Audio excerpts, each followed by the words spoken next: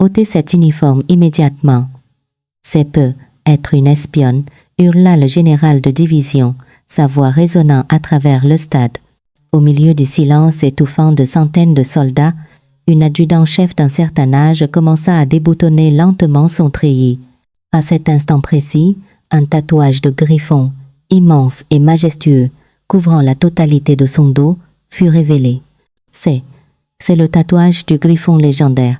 C'est la mythique générale Griffon, Geneviève de La Rochelle, s'exclamèrent les soldats stupéfaits. Cet adjudant-chef ordinaire, qui avait partagé leur quotidien ces derniers jours, était en réalité une générale de corps d'armée de renom. Mais pourquoi une générale légendaire devrait-elle se déguiser en vieille sous-officière pour une mission si périlleuse? Je ne peux pas laisser le nom du Griffon, pour lequel mon père a sacrifié sa vie, être sali, car pendant que les soldats souffraient de la faim, du froid et de la maladie, des millions d'euros de fonds publics avaient disparu sans laisser de traces. L'infirmerie de l'unité était vide, tandis que le réfrigérateur du général de division regorgeait de médicaments de luxe. Une enquête d'infiltration périlleuse menée par une femme générale pour sauver la division Le Griffon au bord de l'effondrement. Cette histoire bouleversante ne fait que commencer. C'était un petit matin d'hiver dans les Alpes, près de Grenoble. Le froid mordant de la région montagneuse s'infiltrait jusqu'à la moelle des os. À l'intérieur de la caserne de la division Le Griffon, les soldats se réveillaient en tremblant, leurs dents s'entrechoquant malgré plusieurs couches de vieux vêtements usés. Le dortoir non chauffé ressemblait à un entrepôt frigorifique. Le vent qui s'engouffrait par les fentes des fenêtres les empêchait de dormir paisiblement. Le sergent Antoine Leroy brûlait de fièvre, son corps atteignant près de 40 degrés, le laissant sans force pour se rendre à l'infirmerie. Ses camarades durent le soutenir, mais la réalité à laquelle ils furent confrontés là-bas était encore plus cruelle. Au moment où la porte de l'infirmerie s'ouvrit, tout le monde fut abasourdi. L'armoire à pharmacie était vide. Sans parler d'antipyrétique, il n'y avait même pas un seul comprimé pour un simple rhume. Le capitaine Marc Olivier, le médecin de l'unité, ouvrit chaque tiroir, ne trouvant que quelques cachets pour la digestion périmée, les emballages étaient déchirés. Il baissa la tête, la voix embarrassée. C'est étrange. La semaine dernière, on m'a pourtant informé d'une nouvelle livraison de médicaments. Je ne sais pas où tout est passé. Le sergent Leroy esquissa un faible sourire. Ce n'est pas grave, mon capitaine, je peux tenir.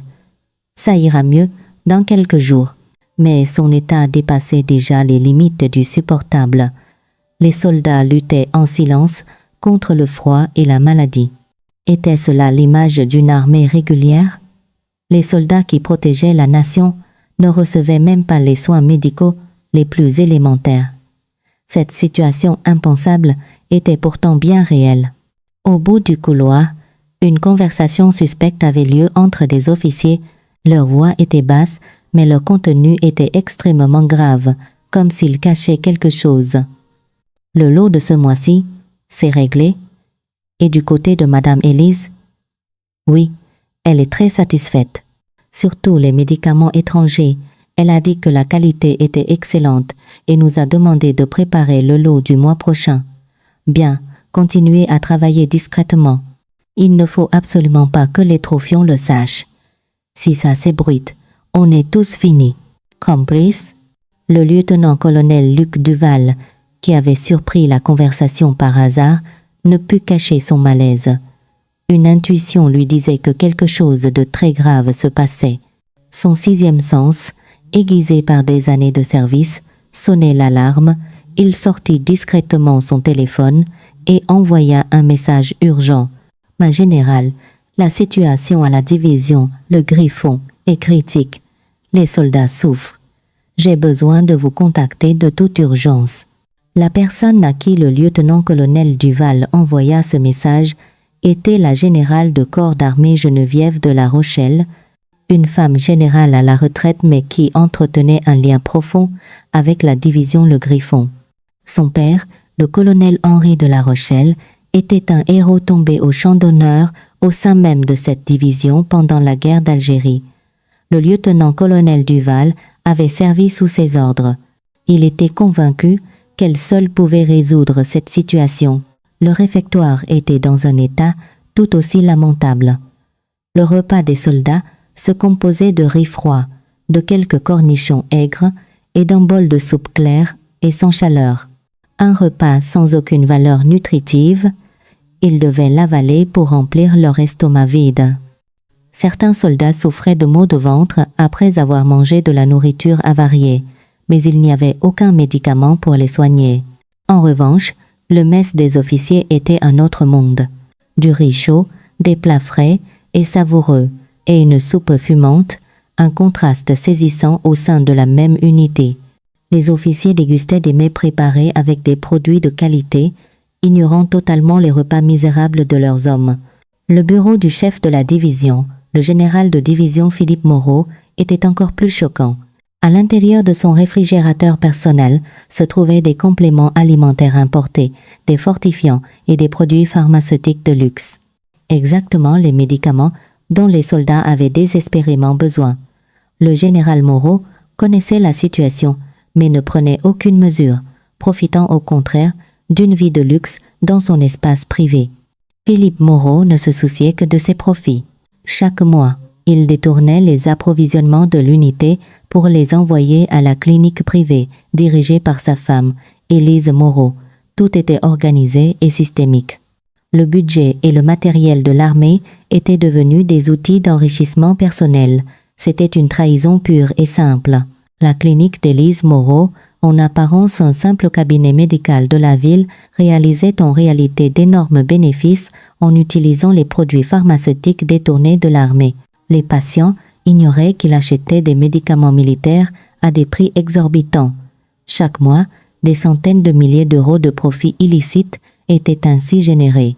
Au cœur de cette fraude se trouvait un système de soldats fantômes. En créant des listes de soldats qui n'existaient que sur le papier, le général Moreau détournait leurs soldes et leurs rations. Avec cette méthode, il empochait des dizaines de milliers d'euros chaque mois. Le budget de l'État destiné au bien-être des soldats finissait directement dans sa poche. Le désespoir se lisait dans les yeux des soldats. Ils s'étaient engagés en jurant de protéger la patrie, mais maintenant, personne ne les protégeait. Allongé sur son lit de camp, le sergent Leroy se demandait dans son délire fiévreux: combien de temps devrons-nous vivre comme ça? Sommes-nous vraiment des soldats? Méritons-nous d'être traités de la sorte? Le soldat de première classe Julien Petit, un camarade de Leroy, était dans un état encore pire. Il souffrait de douleurs abdominales aiguës depuis une semaine, mais l'infirmerie n'avait aucun médicament spécifique.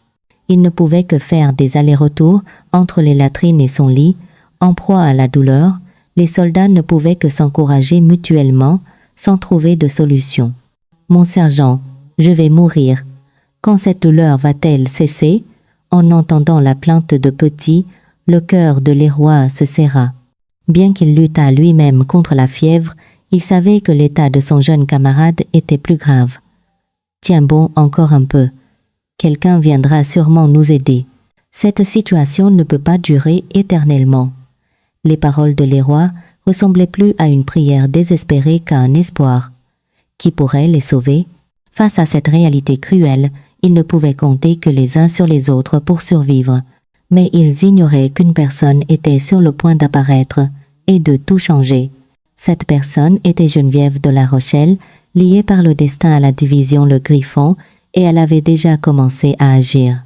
Dans un appartement du 7e arrondissement de Paris, vivait la générale de corps d'armée Geneviève de La Rochelle, qui travaillait pour une fondation caritative depuis sa retraite. Les murs étaient couverts de photos retraçant ses 30 années de carrière militaire, de médailles, de décorations, et à la place d'honneur, le portrait de son père, le colonel Henri de La Rochelle. Dans son rêve, la générale de La Rochelle retournait dans le passé. C'était un souvenir des années 90, une période où l'économie du pays était difficile et où elle était une jeune capitaine à la tête d'une compagnie de la division Le Griffon. À l'époque, l'unité manquait de tout, le budget était si serré que les soldats devaient manger du pain sec avec leur soupe. Dans son rêve, la jeune Geneviève était assise avec ses hommes au réfectoire. Elle mangeait la même ration qu'eux et disait « Mes camarades, C'est difficile maintenant, mais je vous promets que les choses s'amélioreront. Si nous tenons bon ensemble, des jours meilleurs viendront. Bien que la fatigue se lise sur tous les visages, ces paroles leur redonnaient de la force.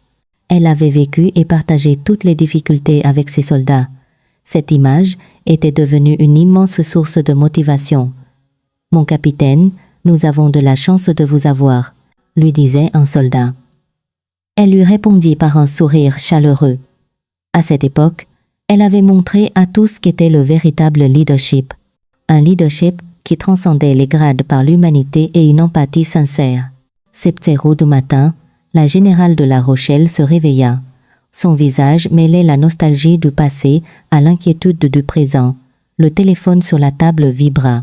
C'était le message du lieutenant-colonel Luc Duval. « Ma générale, la situation à la division Le Griffon est critique. Les soldats souffrent. J'ai besoin de vous contacter de toute urgence. » Elle prit le téléphone, la main tremblante, et rappela le lieutenant-colonel. La voix de l'homme au téléphone était pleine d'urgence. « Ma générale, la situation est vraiment terrible. L'infirmerie n'a plus un seul médicament, les hommes mangent de la nourriture avariée. Pendant ce temps, les officiers vivent dans l'opulence. Il y a certainement quelque chose de louche. » Le regard de la générale de La Rochelle devint glacial.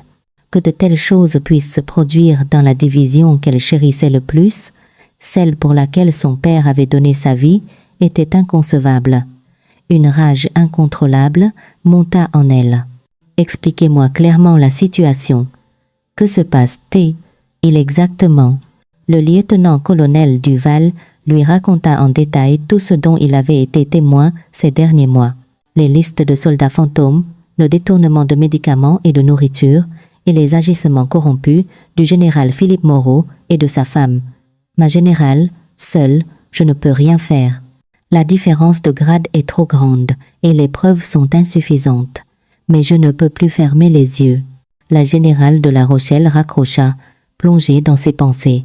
Bien qu'elle soit à la retraite depuis plus de 5 ans, son amour pour la division Le Griffon n'avait jamais faibli. Surtout que c'était la dernière unité de son père.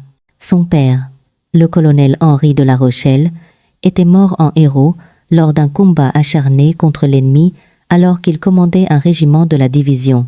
Son sacrifice avait sauvé de nombreux camarades dans un moment critique.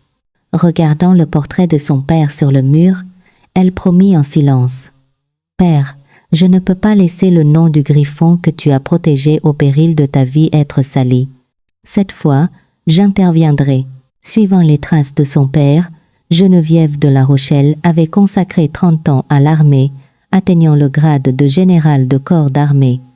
Elle avait toujours été en première ligne pour défendre les droits et le bien-être des soldats.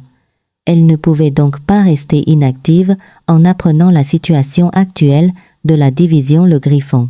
Elle se dirigea vers sa penderie. À l'intérieur, son vieil uniforme et ses rangers, portés pour la dernière fois avant sa retraite, étaient soigneusement rangés. Depuis 5 ans, elle n'y avait pas touché. Mais aujourd'hui, c'était différent.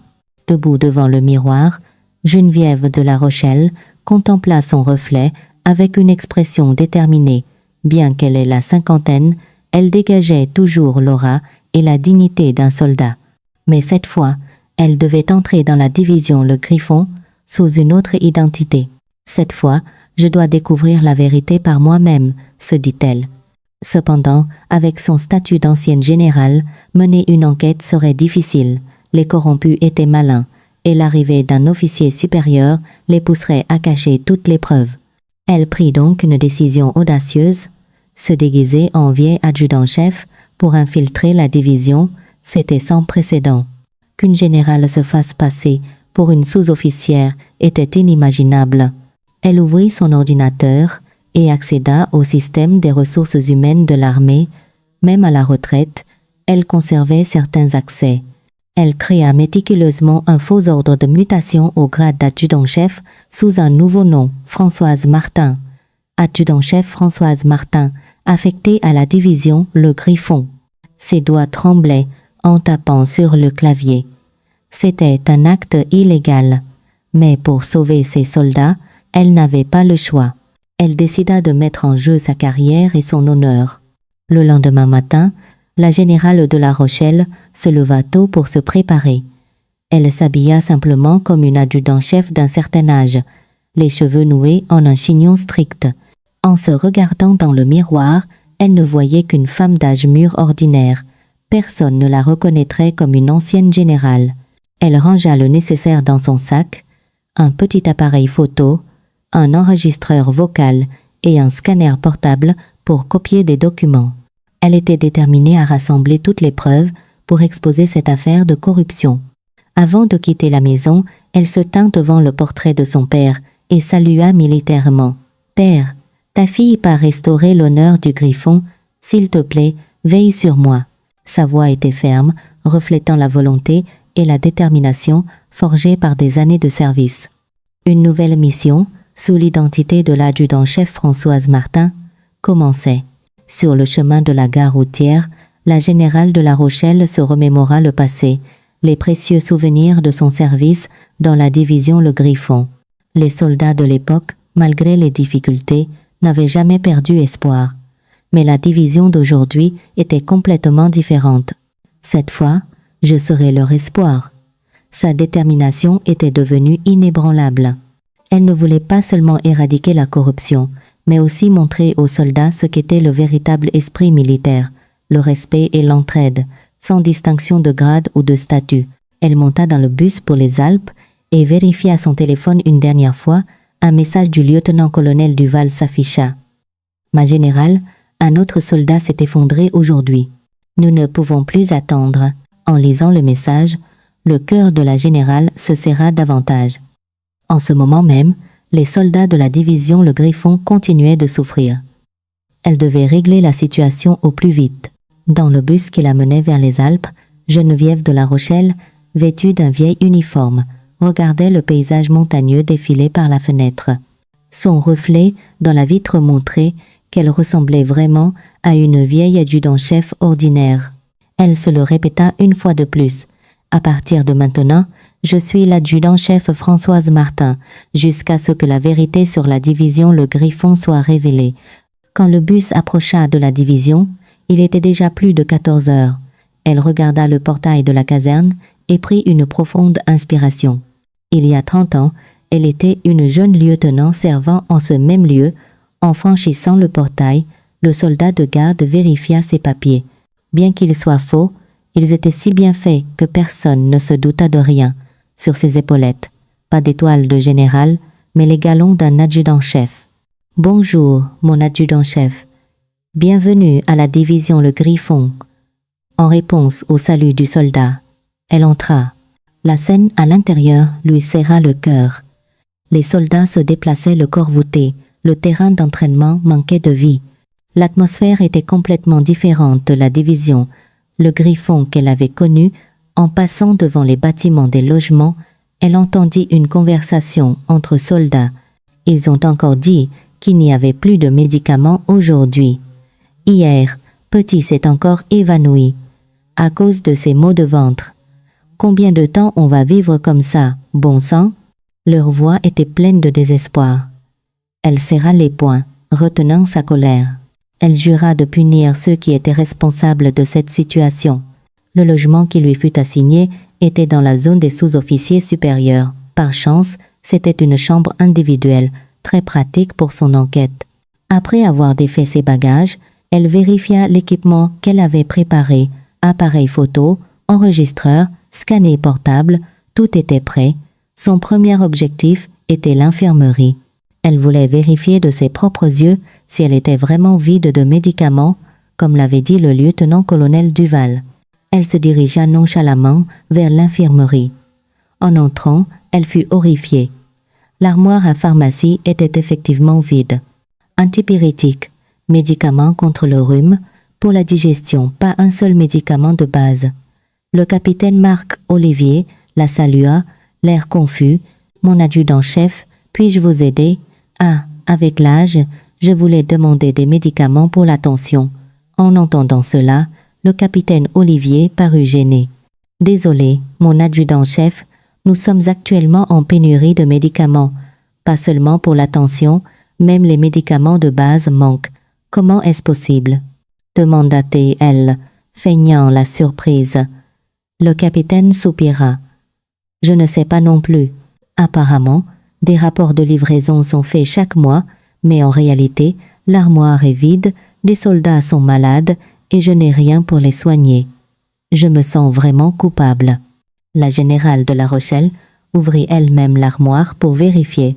En effet, il ne restait que quelques plaquettes de médicaments périmés, abandonnés, les emballages déchirés. C'est vraiment grave. Savez-vous où sont passés les médicaments? Le capitaine Olivier secoua la tête. Je me le demande aussi. J'ai interrogé le responsable de la logistique, mais je n'ai pas obtenu de réponse satisfaisante. Je sens que quelque chose ne va pas, mais je ne peux rien faire. La générale de La Rochelle prit discrètement une photo de l'armoire vide avec son petit appareil. C'était la première preuve. L'armoire vide, couplée au témoignage du capitaine Olivier, suffisait à prouver que les médicaments avaient été détournés. En quittant l'infirmerie, son cœur était encore plus lourd. Des soldats malades non soignés, elle n'arrivait pas à croire que cela se produisait. Ensuite, elle se rendit au réfectoire. C'était après l'heure du déjeuner, mais des soldats mangeaient encore. Elle fit la queue naturellement pour prendre un plateau. En voyant la nourriture sur son plateau, elle fut à nouveau choquée. Un bol de soupe froide, quelques cornichons aigres et du riz sec. On pouvait à peine appeler cela un repas. Elle s'assit au milieu des soldats pour écouter leur conversation. Le sergent Antoine Leroy, assis à côté d'elle, toussait et avait l'air très fatigué. « Ça ne va pas, Leroy ?» dit-elle d'une voix de sous-officière. Antoine Leroy secoua la tête. « Non, ça va, mon adjudant-chef. J'ai de la fièvre depuis quelques jours, mais comme il n'y a pas de médicaments, je fais avec. » Pas de médicaments? Oui. Aller à l'infirmerie ne sert à rien, l'armoire est vide. En entendant Leroy, d'autres soldats intervinrent. On a laissé tomber. Quand on est malade, on serre les dents. Ça a commencé quand? Demanda-t-elle. Un soldat répondit. Ça fait plusieurs mois. Au début, on pensait que c'était temporaire, mais ça n'en finit pas. À ce moment, Antoine Leroy dit timidement. Mon adjudant-chef, je peux vous dire quelque chose? Il y a des noms sur les listes, mais dans ma compagnie, ces personnes n'existent pas. Sur le papier, on est 150, mais en réalité, on est à peine 130. Les yeux de la générale de La Rochelle s'illuminèrent. C'était la preuve du système de soldats fantômes. La différence entre le nombre sur le papier et la réalité était la clé de la corruption. Tu es sûr de ça? Oui, certain. On a compté nous-mêmes. Il y a vraiment quelque chose d'anormal. La générale enregistra discrètement les paroles de Leroy. C'était une autre preuve cruciale. Vous avez la vie dure. Tenez bon encore un peu. Elle utilisa un ton de sous-officier pour les consoler, mais en son fort intérieur, elle était déterminée à régler la situation au plus vite. Après le repas, la générale se rendit au bureau administratif. Il était tard et il n'y avait pas grand monde. Elle examina attentivement divers documents. En trouvant la liste de distribution des rations, elle vit que le nombre indiqué était de 150. Mais d'après Antoine Leroy, il n'y en avait que 130 en réalité. Cette différence de 20 personnes était le nœud du problème. Elle utilisa la lampe de poche de son téléphone pour comparer deux listes, la liste des rations et la liste des effectifs réels de l'unité. Après plusieurs heures de vérification, elle découvrit une vérité effroyable.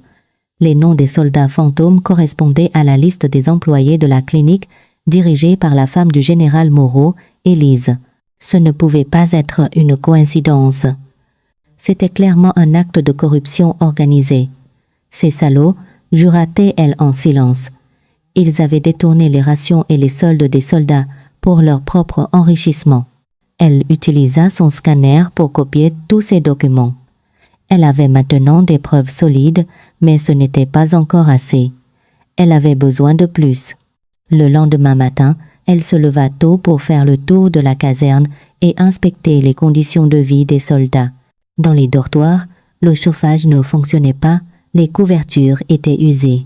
Et, si vous avez froid, sortez bouger un peu, ça vous réchauffera, dit-elle délibérément d'un ton bourru de sous-officière, mais son cœur se serrait de pitié. Comment pouvait-il défendre la patrie en vivant dans de telles conditions? À l'inverse, les logements des officiers étaient complètement différents, chauds et propres. Elle ne pouvait pas croire qu'une telle disparité puisse exister au sein de la même unité. Elle trouva aussi un moyen d'observer le bureau du général Moreau. Il y avait un réfrigérateur. Curieuse, elle l'ouvrit et resta pétrifiée.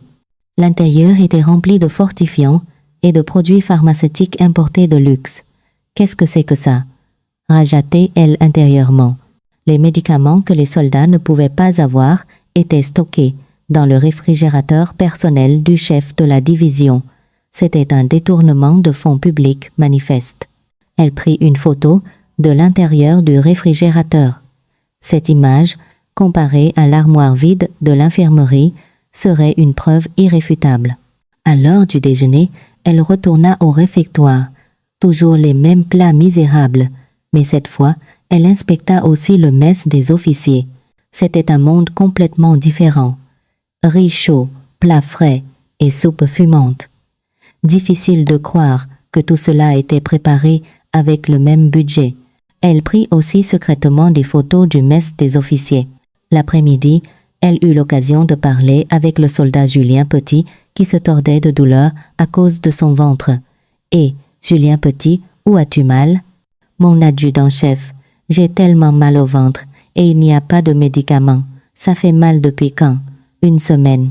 J'ai la diarrhée en permanence. » Le visage de Petit était blême. Son état s'aggravait clairement faute de traitement. « Tiens bon, ça va bientôt passer, dit-elle, mais la colère grondait en elle. Elle jura de punir ceux qui laissaient une maladie simple devenir un calvaire. Après 2 jours d'enquête, la générale de La Rochelle avait saisi la situation de la division Le Griffon. Détournement de budget via des soldats fantômes, détournement de médicaments et de nourriture, traitement discriminatoire flagrant entre soldats et officiers. Tout était systématique, mais elle sentait qu'il lui fallait une preuve encore plus solide. Elle devait trouver le lien direct entre le général Philippe Moreau et sa femme. Seulement alors pourrait-elle exposer toute l'étendue de leurs crimes. Elle promit silencieusement aux soldats. « Tenez bon encore un peu, je vous sauverai, c'est certain. » C'était le 4e jour d'opération de la générale de La Rochelle au sein de la division Le Griffon. Bien qu'elle ait déjà une bonne idée de la situation, elle devait creuser plus profondément pour trouver la preuve décisive, en particulier le lien direct entre le général Moreau et sa femme, Élise. Tôt le matin, elle se promena dans l'unité pour observer. Elle remarqua un camion entrant dans la caserne. Il ressemblait à un camion de ravitaillement normal, mais quelque chose était suspect. Le chauffeur descendit et se dirigea directement vers le bureau du général Moreau. Elle observa de loin. Un peu plus tard, le chauffeur revint, sortit plusieurs caisses du camion et les mit à part. « Qu'y a-t-il là, dedans ?» se demanda-t-elle. Ce n'était certainement pas du ravitaillement ordinaire. Elle décida de trouver une occasion de vérifier ces caisses. À l'heure du déjeuner, elle s'assit de nouveau avec les soldats. Cette fois, pour recueillir plus d'informations. « Dis-moi, Leroy, les camions de ravitaillement viennent souvent ici ?» Antoine Leroy pencha la tête et répondit. « C'est bizarre, mon adjudant-chef, sur le papier. Il y a des livraisons chaque semaine, mais en réalité, on ne reçoit presque rien. Comment ça? La nourriture, les produits d'hygiène, presque rien. Les médicaments non plus. Mais les camions, eux, continuent de venir régulièrement. » Un autre soldat intervint. « C'est vrai, le camion arrive, décharge des trucs, mais ça n'arrive jamais jusqu'à nous. On ne sait pas où ça va. » La générale de La Rochelle mémorisa cette information. Le ravitaillement arrive, mais n'atteint pas les soldats. C'était la preuve du détournement. Vous avez vu où vont ces camions? En général, ils vont vers le bureau du chef de division. Après, on ne sait pas. Elle décida que l'après-midi, elle observerait de plus près la zone du bureau du chef de division. Quelque chose de louche s'y tramait certainement. Vers 14 heures, elle attendit près du bureau du général Moreau. Elle l'entendit parler au téléphone. « Allô, ma chérie, tu as reçu la livraison aujourd'hui? Le lot de cette semaine est de très bonne qualité. » C'était la voix du général Moreau. Elle écouta attentivement. « Ah, ça se vend bien à la clinique? »« Super. La semaine prochaine, j'en enverrai la même quantité. »« Non, ne t'inquiète pas, aucun inspecteur ne viendra ici. Je m'occupe de tout. » La générale de La Rochelle enregistra discrètement toute la conversation. C'était la preuve décisive. Le général Moreau venait d'avouer lui-même qu'il détournait des marchandises pour sa femme. Après avoir raccroché, il appela son secrétaire. « Non, la livraison d'aujourd'hui, tout est vérifié? »« Oui, mon général. 20 caisses de médicaments, 15 caisses de nourriture, tout est là, bien. Ce soir, prépare le transfert vers l'endroit habituel, à vos ordres. » La générale de La Rochelle ne manqua pas non plus cette conversation. Maintenant, elle connaissait la quantité de marchandises et le plan de transport. À 10 à 8 heures, elle attendait près de la sortie arrière de l'unité. Elle voulait confirmer l'endroit habituel dont parlait le général Moreau. Un peu plus tard, une petite camionnette sortit par la grille arrière. Elle la suivit de loin. La camionnette se rendit à une clinique située à environ 10 minutes de route de l'unité. La clinique L'Avenir. C'était bien la clinique d'Élise Moreau. Elle avait enfin confirmé le lien direct. Elle prit des photos de la scène. Les hommes de la camionnette transférant les caisses dans la clinique. C'était le moment décisif qui prouvait que les médicaments et la nourriture de l'armée étaient livrés à une clinique privée. Elle réussit également à photographier Élise Moreau recevant personnellement la livraison, hochant la tête avec satisfaction et disant « Le lot de cette semaine est de bonne qualité. Les patients vont adorer. » « Oui, madame la directrice.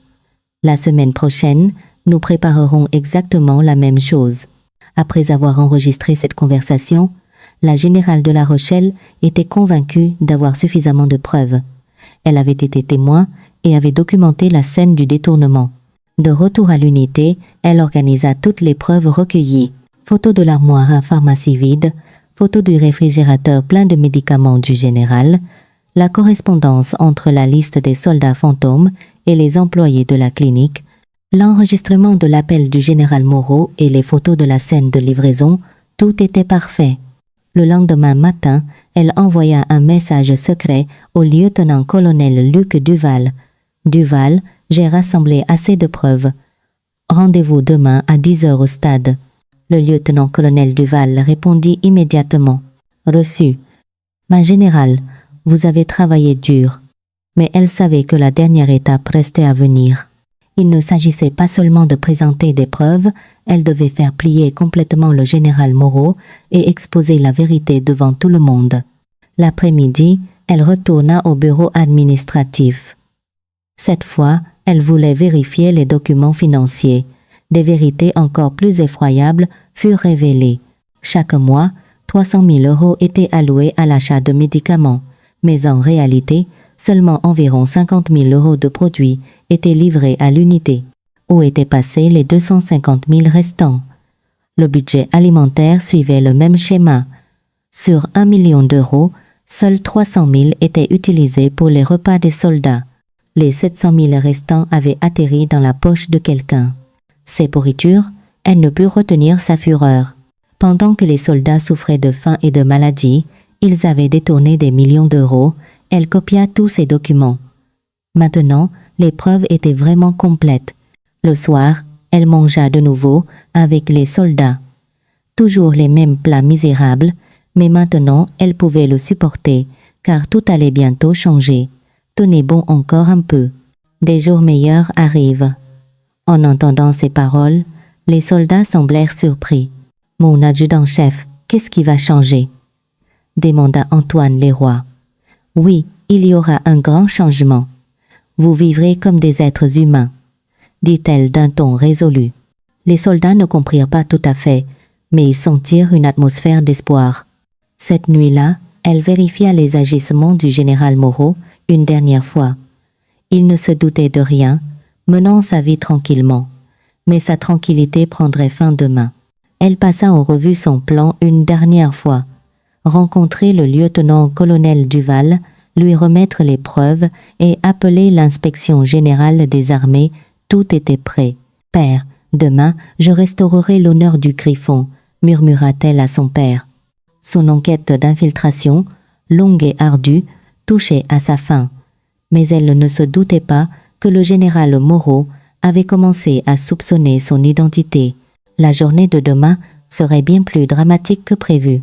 Le lendemain matin, le général de division Philippe Moreau arriva à l'unité plus tôt que d'habitude. Quelque chose le tracassait depuis la veille. Le comportement de la nouvelle adjudant-chef Françoise Martin était très suspect ces derniers jours. « Long, apportez-moi le dossier personnel de l'adjudant-chef Françoise Martin. »« Oui, mon général. » En parcourant le dossier, le visage de Moreau se durcit. En apparence, rien d'anormal, mais certains points étaient illogiques, étranges. Où servait cet adjudant-chef avant? Selon le dossier, dans une unité de logistique à l'arrière, mon général, alors pourquoi semble-t-elle si bien connaître la situation de cette unité, comme si elle connaissait cet endroit depuis longtemps? Le doute de Moreau grandissait. L'image de cette femme, observant attentivement l'infirmerie et le réfectoire, le hantait.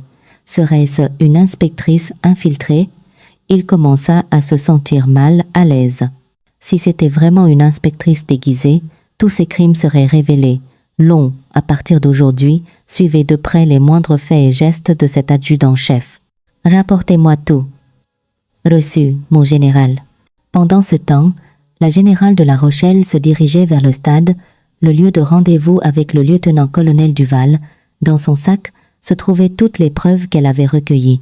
Arrivée sur place, elle vit que le lieutenant-colonel n'était pas encore là. Elle s'assit sur un banc pour attendre. À Dixero précise, le lieutenant-colonel Duval apparut, le visage tendu. « Ma générale, vous avez dû endurer beaucoup. Duval, ce n'est que le début. J'ai toutes les preuves. » Elle sortit les documents, l'enregistreur et l'appareil photo. Le lieutenant-colonel Duval examina chaque pièce, le visage de plus en plus stupéfait. « Je n'aurais jamais imaginé que la situation était aussi grave. » La liste des soldats fantômes, qui correspond à celle des employés de la clinique. Ce n'est pas tout. J'ai aussi filmé le transport des médicaments et de la nourriture directement vers la clinique. En voyant les photos, le lieutenant-colonel Duval ne put cacher sa fureur. Ces salauds. Pendant que les soldats souffrent, ils font des choses pareilles. Maintenant, contactez l'inspection générale des armées. Tout est prêt. À ce moment, de loin, le secrétaire Long les observait. Sur ordre du général Moreau, il surveillait l'adjudant-chef. Il appela précipitamment Moreau. « Mon général, c'est grave. » L'adjudant-chef Martin rencontre le lieutenant-colonel Duval et lui remet des papiers. « Quoi? J'arrive tout de suite. » Le général Moreau se précipita vers le stade. Il avait un mauvais pressentiment. Arrivé sur place, il vit la générale de La Rochelle et le lieutenant-colonel Duval échangeant sérieusement des documents. Qui est vraiment cette vieille adjudant-chef? Moreau était de plus en plus convaincu qu'elle n'était pas une simple sous-officière.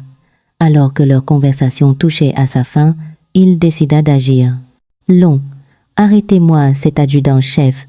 Il faut vérifier son identité. »« Oui, mon général. » Long et quelques gardes s'approchèrent de la générale de La Rochelle. « Adjudant-chef Martin, le général vous demande. » La générale avait anticipé cette situation.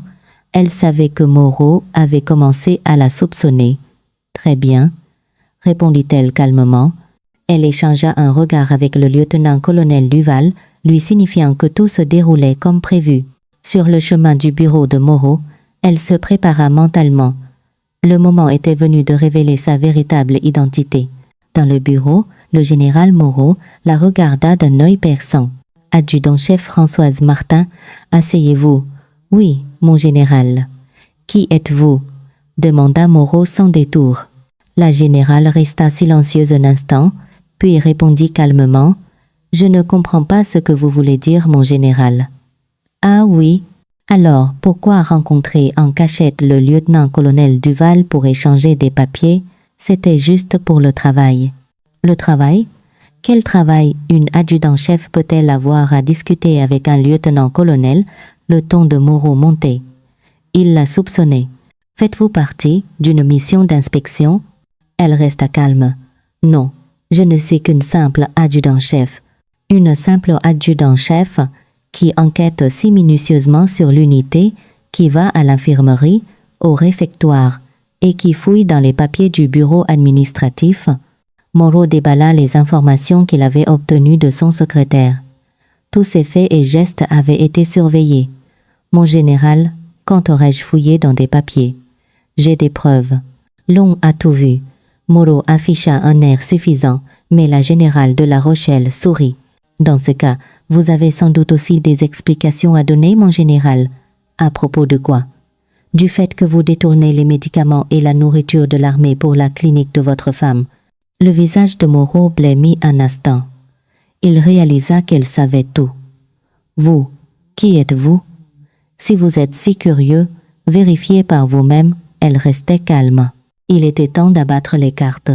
Moreau appela précipitamment la garde. Enquêtez sur l'identité de cet adjudant-chef immédiatement. Il y a quelque chose de très bizarre. Oui, mon général. Le garde prit les papiers de la générale et commença à vérifier sur l'ordinateur. Mais le résultat fut très étrange. Un rapport, mon général. Il n'y a aucune adjudant-chef du nom de Françoise Martin dans le système. Quoi? Moreau était horrifié. Cela signifiait qu'elle avait utilisé une fausse identité pour infiltrer l'unité. Alors, qui est-ce? Difficile à dire. Il faut une enquête plus approfondie. Moreau paniqua complètement. Il était certain qu'elle n'était pas une inspectrice ordinaire, mais il ne pouvait pas connaître sa véritable identité. Rassembler toute l'unité au stade immédiatement. Il faut démasquer cette personne. Moreau prit une décision extrême. Il voulait l'humilier publiquement devant toute l'unité. La générale de La Rochelle avait également prévu cette situation. Au contraire, c'était l'occasion parfaite pour elle de révéler qui elle était vraiment. Très bien. Je vous attends au stade. Son calme déconcerta encore plus Moreau. Une personne normale aurait peur dans cette situation, mais elle semblait très sûre d'elle. Peu après, toute l'unité était rassemblée au stade. Au milieu de centaines de soldats et d'officiers, la générale de La Rochelle et le général Moreau se faisaient face. Cette personne a utilisé une fausse identité pour infiltrer notre unité. C'est très probablement une espionne. La déclaration de Moreau provoqua un murmure dans les rangs, mais la générale de La Rochelle resta calme. « Mon général, vous dites que je suis une espionne. Avez-vous des preuves? » « Des preuves? Vos faux papiers ne sont-ils pas une preuve? Alors, laissez-moi vous montrer des preuves, mon général. » Elle sortit l'enregistreur de sa poche et lança l'enregistrement de l'appel entre Moreau et sa femme. « Allô, ma chérie, tu as reçu la livraison aujourd'hui? Le lot de cette semaine est de très bonne qualité. » L'enregistrement résonna dans le silence du stade. Tout le monde écoutait, stupéfait. « Ah, ça se vend bien à la clinique? Super. » Le visage de Moreau devint livide. Sa voix sur l'enregistrement était parfaitement claire. « Mon général, pouvez-vous expliquer cet enregistrement? » La question de la générale laissa Moreau sans voix. Il n'avait plus rien pour nier. La véritable confrontation commençait maintenant. Le stade était plongé dans un silence de mort. Sous le regard de centaines de soldats et d'officiers, le général de division Philippe Moreau ne trouva aucun mot pour justifier l'enregistrement. « C'est un montage !» cria-t-il à la hâte, mais sa voix manquait de conviction. La voix sur l'enregistrement était clairement la sienne. La générale de La Rochelle présenta calmement une autre preuve, et ces photos sont-elles aussi des montages? La photo qu'elle montra était celle de l'armoire à pharmacie vide de l'infirmerie. Immédiatement après, celle du réfrigérateur rempli de médicaments de luxe dans le bureau du général Moreau. Des chuchotements commencèrent à s'élever parmi les soldats. « C'est vrai. Pas un seul médicament à l'infirmerie et le frigo du général en est plein, dit le sergent Antoine Leroy, abasourdi. Mon adjudant-chef. Non. Qui êtes-vous en réalité? La générale de La Rochelle regarda Leroy avec un sourire chaleureux. Tu le sauras bientôt. Le général Moreau était de plus en plus acculé, mais il décida de jouer sa dernière carte très bien. Alors démasquons d'abord cette personne. Comment peut-on croire les paroles de quelqu'un qui a infiltré l'unité sous une fausse identité? Ôtez cet uniforme immédiatement. C'est peu être une espionne. Sur son ordre, les gardes s'approchèrent de la générale de La Rochelle. La tension sur le stade était palpable. Elle regarda les gardes et hocha la tête. Très bien, laissez-moi vous montrer la vérité. Elle commença elle-même à déboutonner sa veste de treillis.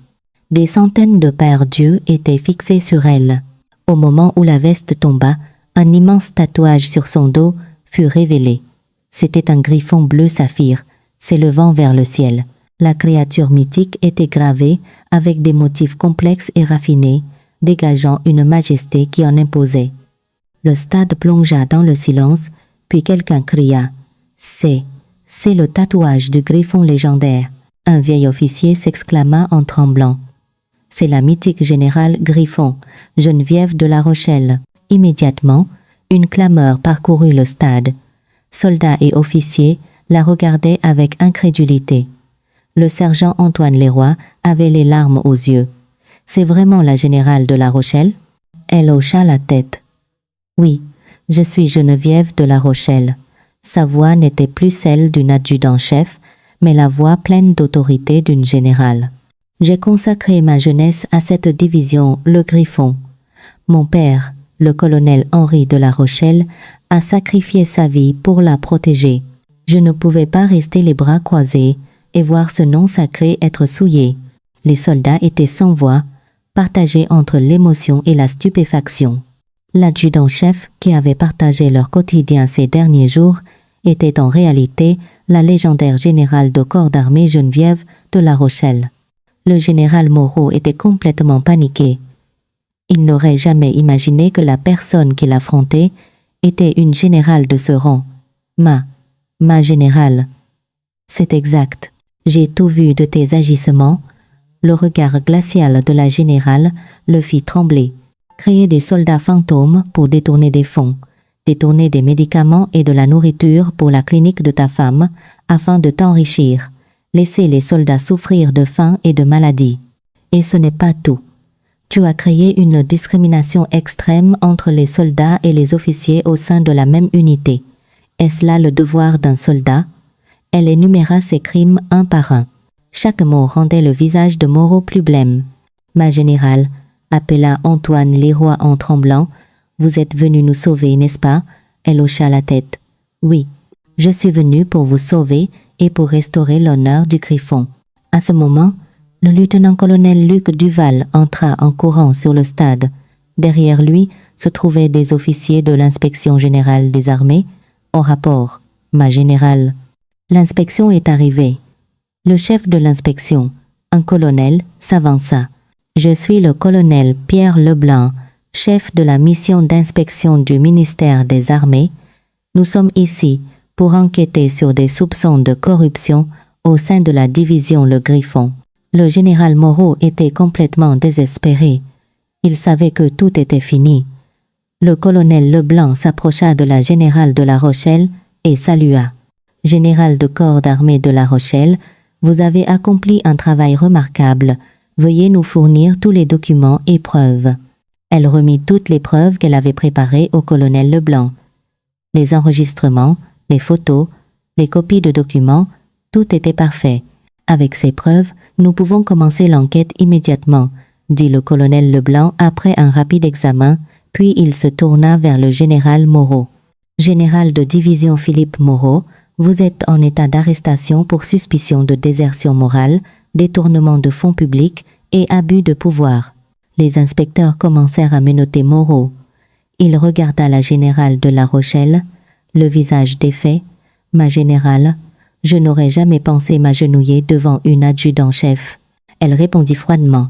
Tu ne t'agenouilles pas devant moi, mais devant les soldats que tu as tourmentés. » Tandis que Moreau était emmené, les soldats le regardaient avec des sentiments mitigés.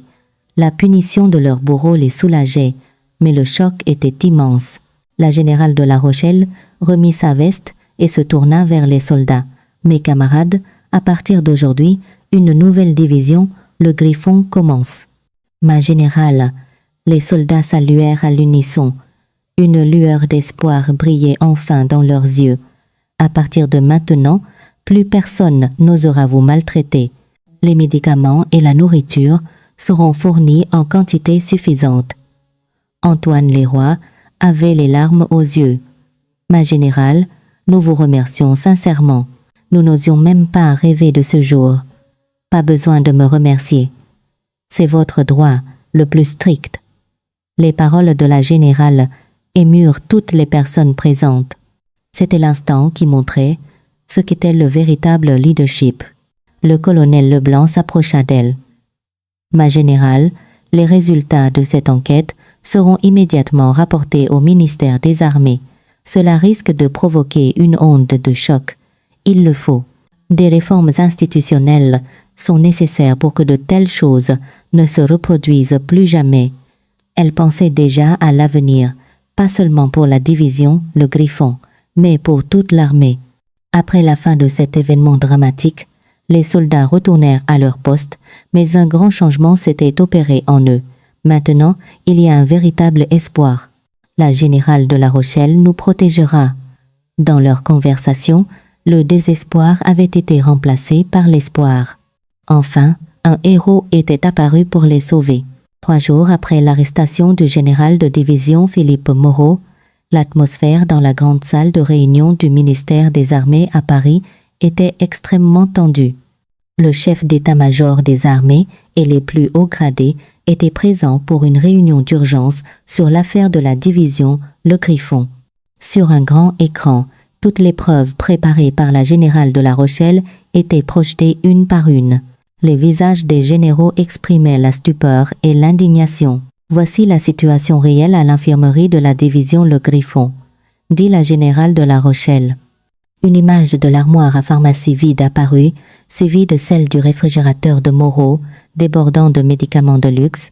Ces photos ont été prises le même jour, au même moment. Les soldats n'avaient pas même un comprimé pour le rhume, tandis que le réfrigérateur personnel du chef de division était rempli de médicaments étrangers. Le visage du chef d'état-major se durcit. « Continuez, ma générale. » Elle projeta le document suivant. Un tableau comparant la liste des soldats fantômes et celle des employés de la clinique d'Élise Moreau. Sur le papier, il y a 150 soldats, mais en réalité, seulement 130. Ces 20 personnes sont des soldats fantômes, et leurs noms correspondent parfaitement à la liste du personnel de la clinique de la femme du général Moreau. Un brouhaha s'éleva dans la salle. Une corruption organisée à cette échelle était difficile à imaginer. La générale de La Rochelle fit ensuite écouter l'enregistrement de l'appel entre Moreau et sa femme. Un silence de plomb s'installa. Le colonel Pierre Leblanc poursuivit le rapport. Les résultats de l'enquête financière montrent qu'au cours des 2 dernières années, le général de division Philippe Moreau a détourné un total de 2 millions d'euros. 2 millions, s'exclama le chef d'état-major. Oui, chaque mois, il a détourné 250 000 des 300 000 euros du budget des médicaments, 700 000 du million d'euros du budget alimentaire, ainsi que les soldes et les rations des soldats fantômes, et les visages des généraux s'assombrirent. Cette affaire de corruption massive n'était pas seulement un crime individuel, elle sapait gravement le prestige de toute l'armée. La générale de La Rochelle présenta la dernière preuve. Une vidéo montrant des médicaments militaires transportés vers une clinique privée.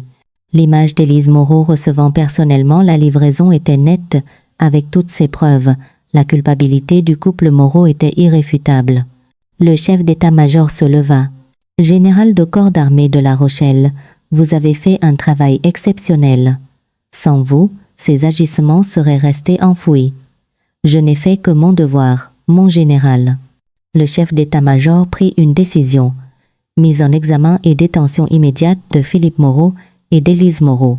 Lancement d'une réforme complète de la division Le Griffon et renforcement du système de surveillance dans toute l'armée pour empêcher que de tels incidents se reproduisent. À vos ordres, répondit le colonel Leblanc. À ce moment, la porte de la salle s'ouvrit. Un rapport. Philippe Moreau et Élise Moreau ont été appréhendés. Les deux? Oui. Élise Moreau a été prise en flagrant délit alors qu'elle tentait de détruire des preuves à la clinique. Le chef d'état-major hocha la tête avec satisfaction. Bien, que la justice fasse son travail. Pendant ce temps, à la division Le Griffon, les changements s'opéraient rapidement. Un nouveau commandant par intérim fut nommé et commença la réforme. L'infirmerie fut remplie de médicaments. Le capitaine Marc Olivier, regardant l'armoire, soupira d'aise. Ça faisait longtemps que je n'avais pas vu une vraie infirmerie. Quand le sergent Antoine Leroy, enrhumé, vint demander des médicaments, le capitaine Olivier lui en donna avec un sourire. À partir de maintenant, dès que tu es malade, viens ici. On ne manque plus de rien. Le réfectoire changea également du tout au tout.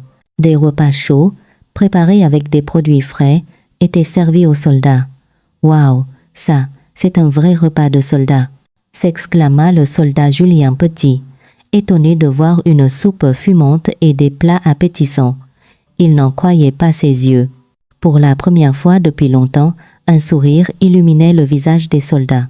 Les conditions de vie furent également améliorées. Le chauffage fonctionnait, de nouvelles couvertures furent distribuées. Maintenant, on vit comme des êtres humains, se disaient joyeusement les soldats. Quelques jours plus tard, la générale de La Rochelle retourna à la division Le Griffon. Cette fois, elle portait son grand uniforme de cérémonie et franchit le portail principal avec les honneurs. La générale de corps d'armée de La Rochelle. À cette annonce, les soldats accoururent pour l'accueillir.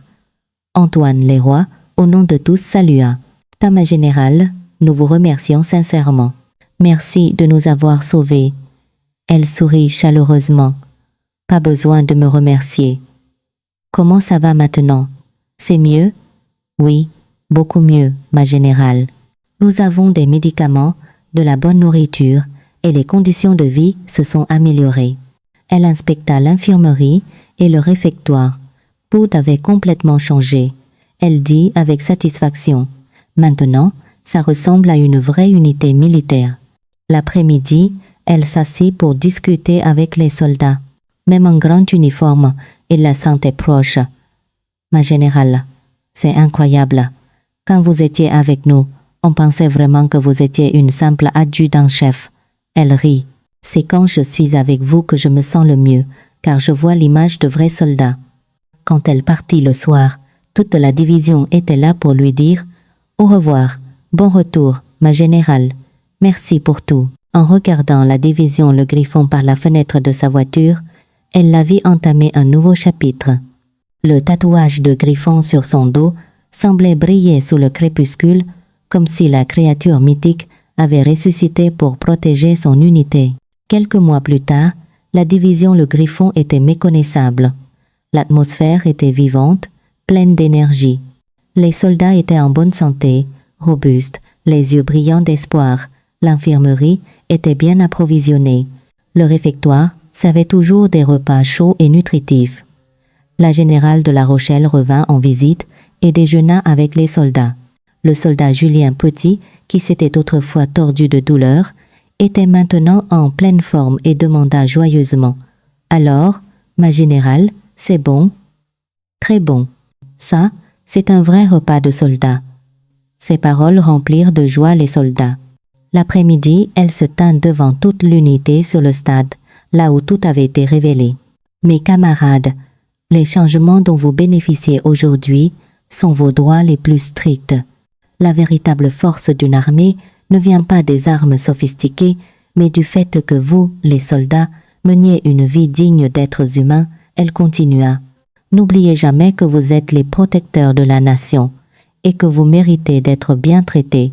Si une injustice se produit, ne restez pas silencieux. La justice n'aide pas ceux qui se taisent. » Ces paroles se gravèrent dans l'esprit de chaque soldat. Alors qu'elle se préparait à partir, les soldats s'écrièrent à l'unisson. « Ma générale, revenez nous voir souvent pour voir comme nous vivons bien. » Assise dans sa voiture, elle sourit, satisfaite. Son père héroïque pouvait être fier. La division Le Griffon avait véritablement retrouvé son honneur. Le tatouage sur son dos n'était plus un symbole de colère, mais un symbole de justice et d'espoir. Quelques semaines plus tard, elle lut un article. La division Le Griffon avait été élue unité modèle de l'armée, devenant un exemple en matière de bien-être des soldats. Son action avait déclenché une vague de changements positifs dans toute l'armée. Cette nuit-là, assise devant le portrait de son père, elle murmura « Père, le Griffon a ressuscité, et il volera pour toujours. » Sur la photo, son père semblait sourire, fier du courage et de la droiture de sa fille. Elle réalisa que même si ce monde était plein d'injustices, l'action d'une personne courageuse pouvait tout changer. Le tatouage de Griffon sur son dos n'était plus un simple dessin. Il était devenu le symbole de tous ceux qui luttent pour la justice. Le Griffon n'est pas mort. Tant qu'il y aura des gens comme elle, le Griffon vivra éternellement, toujours prêt à apparaître pour sauver ceux qui souffrent dans l'ombre. Le vent au loin ressemblait au rugissement d'un griffon, proclamant que la justice ne mourra jamais. Chers amis, qu'avez-vous pensé de l'histoire d'aujourd'hui? Le courage d'une femme générale a renversé le système corrompu de toute une organisation. La générale Geneviève de La Rochelle n'a pas seulement dénoncé le crime, elle a redonné l'espoir aux soldats. Elle est une véritable héroïne. Cette histoire nous donne une leçon claire. La justice ne vient pas du grade ou du statut, mais du courage d'une personne à faire ce qui est juste. Et même une petite voix, lorsqu'elle dit la vérité, est extrêmement importante. Le témoignage du sergent Antoine Leroy et de ses camarades a contribué à un grand changement. Si vous voyez une injustice autour de vous, ne restez pas silencieux. Un petit acte de courage peut entraîner un grand changement. Si vous avez trouvé cette vidéo utile, n'hésitez pas à aimer et à vous abonner. À bientôt pour de nouvelles histoires.